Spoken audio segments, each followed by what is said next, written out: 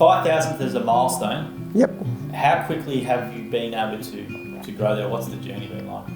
Well, actually, it's been since COVID. Before COVID, we had 3,800 franchisees, and we've been stuck there for about 3 years. And since that, we've just grown dramatically, and it's still continuing to grow. Are you surprised by the number, or do you want more, or what's your... We had 280,000 unserviced leads last year, so we could definitely do with more franchisees, particularly in divisions like mowing and fencing and dog wash, where we've got massive surplus of leads. Is there a limit on franchisees, you think, in Australia? Is there a limit? We could have over 100,000 franchisees, not struggle to find work for them, because we're only a really small part of the industry as a whole. What we do find, though, it's an interesting pattern, is that the more franchises we have from a division, the more work we get. Like dog wash, when we had 60 franchisees, we had a lot more franchisees struggling for work than now. Now we've got 240. And the same thing with mowing. When you put a first mowing guy into it, they can struggle. But when you've got 5 in, they tend to get flooded. You think about it logically. You've created millionaires, or you've created lifestyles, more so than maybe even the government has done. You know, you've done more for people. Yeah, that's the biggest source of satisfaction. In a sense, though, even if a person comes to us, gets a franchise, gets a good start in business, and then goes off and gets an independent, which we don't make difficult, just a few $1,000s, $4 or $5 grand to be able to do it.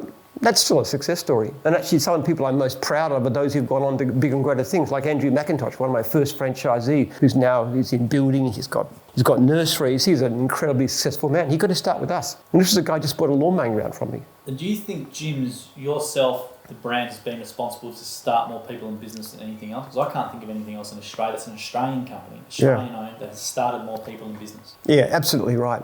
Look, the big statistic I always quote people is, if you look at the success of people who go into an independent cleaning or gardening business, that kind of thing, based on widely available statistics, between 90 and 95% of them will be gone in the first year, within the first year. So between 5 and 10% are still there. With us, we lose about 12% in the first year. So 88% are still there.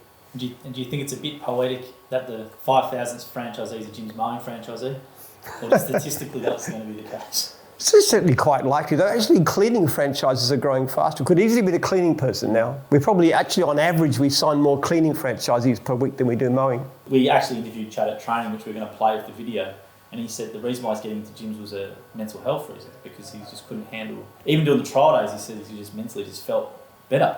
Yeah. So is that a new benefit that you're starting to see, or even though you say family and stuff, the mental? I am very interested in the science of happiness, what makes people happy. And do you notice the things that make people happier? This is scientific research. Physical exercise, activity, it's better than any antidepressant on the market. Working outside, exposure to daylight, contact with nature, flexibility of lifestyle so that you can actually spend time with your kids instead of working ridiculous long hours commuting to the city, minimum commute, just being able to control your own life. These are things that are known to be associated with happiness. In fact, one of the happiest jobs known is gardening, but being a gardener in your own business. Now, it's not for everybody.